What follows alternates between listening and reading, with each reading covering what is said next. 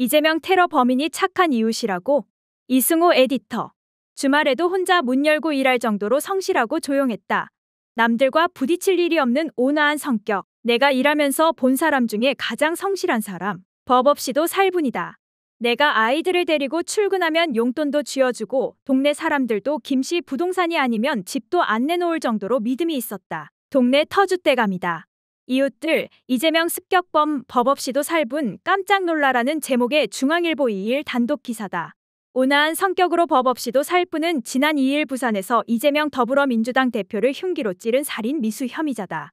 이재명 피습 사건의 범인에 대한 중앙일보, 한국일보, 문화일보, 한국경제 등 여러 언론의 보도 태도가 눈살을 찌푸리게 하고 있다. 이들은 범인은 착한 이웃, 선량한 사람이었다는 주변 인물들의 증언을 여과 없이 받아쓰고 있다. 물론 기사를 다 읽어보면 주변의 이런 평가는 부분적이거나 지엽적으로 취급하고 있다. 그렇다 한들 굳이 기사화할 만한 유의미한 증언은 아니다. 인상 비평과 흡사한 비본질적인 내용에 불과하다. 감성 보도는 독자의 감정선을 건드린다.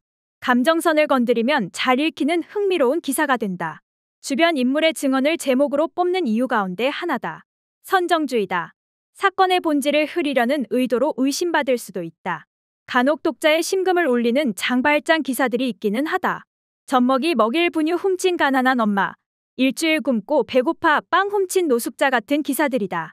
그러나 이재명 피습 사건의 범인은 사람의 목숨을 노린 흉악범이다. 경우가 다르다. 임지원의 논문 언론은 어떤 범죄를 선정적으로 보도하는가, 살인범죄를 중심으로는 이런 기사에 대해 평소 습관 기호 질병 주변인들의 피해자에 대한 평가 등 사건과 무관한 피해자의 사생활에 대한 보도, 범죄 발생 당시의 피해자의 직업이나 평소 행동 성향 결혼 여부 음주 여부 옷차림 등을 언급하여 피해자 측에 책임이 있다는 인식을 심어줄 수 있다고 지적한다. 이 지적은 피해자를 가해자로 바꿔놓아도 틀리지 않다. 언론이 주변인들의 증언을 바탕으로 범죄자들의 아름다운 면을 기사화한 건 어제 오늘의 일이 아니다. 연쇄살인범 강호순에 대해 언론은 사위나 동생 삼고 싶을 정도로 싹싹한 성품에 괜찮은 사람, 순진하고 순박해 보이는 미남식의 기사를 썼다. 근거는 과거에 강호순을 만났던 여성, 동네 사람들의 증언이었다. 화성 연쇄살인의 주인공이자 영화 살인의 추억의 모티프가 된 이춘재는 조용한 아이, 착한 친구, 내성적인 사람이었다. 이춘재의 어릴 때 친구, 동창, 부모와 동생의 증언을 언론이 옮기면서 알려진 얘기들이다. 이런 예는 부지기수다. 감성 기사의 폐단을 알려주는 극단적인 예가 있다. 동아일보 등 몇몇 신문들이 4일 서진룸살롱 살인 사건의 주범 A씨의 근황을 알렸다. 오래전 몇몇 신문이 썼던 A씨의 결혼식 기사와 함께 읽어보면 어떻게 기사가 소설 이상의 소설, 영화 이상의 영화가 될 수 있는지 확인할 수 있다. 38년 전 서울 강남구 서진룸살롱 살인 사건의 주범 A씨가 최근 현금 5억 원을 훔쳐 경찰에 입건됐다. 경찰은 A씨가 지난해 12월 29일 강남구의 한 부동산 개발업체 사무실에 무단으로 침입해 각종 서류와 현금을 훔친 것으로 보고 조사 중이다. 서진룸살롱 살인 사건은 1986년 8월 서울 강남구의 유흥업소 서진룸살롱에서 두 폭력 조직 간에 벌어진 패싸움이다. A씨 등이 상대 조직원 4명을 흉기로 찔러 살해했다. A씨는 징역 20년을 선고받고 복역하다가 2006년 출소했다.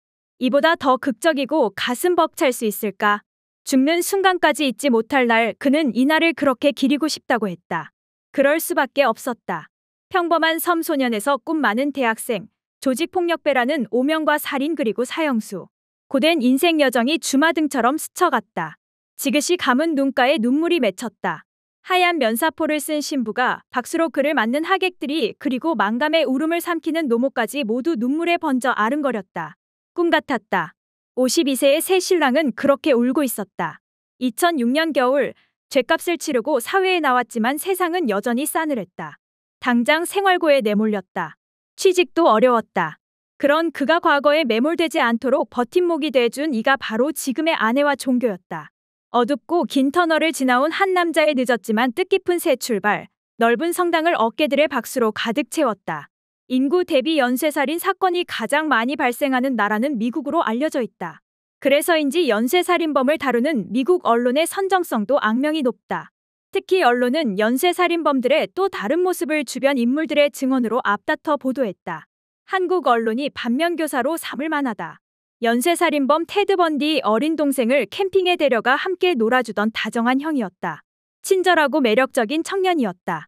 언론이 전함 범죄자의 동생 등 주변 인물들의 평이었다. 그가 잡혔을 때 미국 일부 언론은 그에게 귀공자라는 별명까지 붙여줬다. 그는 아버지가 죽자 괴로움에 오열하던 아들이었다. 좋은 이웃이었다. 광대 분장을 하고 아이들 돌봄 봉사 활동에 열심인 사람이었다. 역시 언론이 선정적으로 보도한 주변인들의 평이었다. 언론은 그를 존경했다는 사람의 말까지 전했다. 기사의 주인공은 연쇄살인범 존 웨인 게이시였다. 연쇄살인범 제프리 다머는 어린 시절 수줍음을 많이 타는 내성적인 아이였으며 애완동물을 사랑하는 아이였다. 고등학교 때는 매우 예의 바른 학생이었다. 또 대학에 입학한 그는 비틀즈와 아바를 사랑하던 미남 청년이었다. 친구, 동창생, 그를 가르쳤던 교사 등의 증언이다. 이 증언들을 옮긴 건 물론 언론이었다. 이런 기사들은 세월이 흘러 후배 기자들한테도 영향을 주고 있다. 지난 2022년 한 인터넷 매체는 제프리 다머는 왜 그렇게 잘생겼나라는 제목의 기사를 선보였다. 핸섬이란 말이 제목과 본문에서 16번이나 나온다. 그의 매력을 눈, 키, 부드러운 목소리, 태도 등으로 꼽은 어이없는 기사다.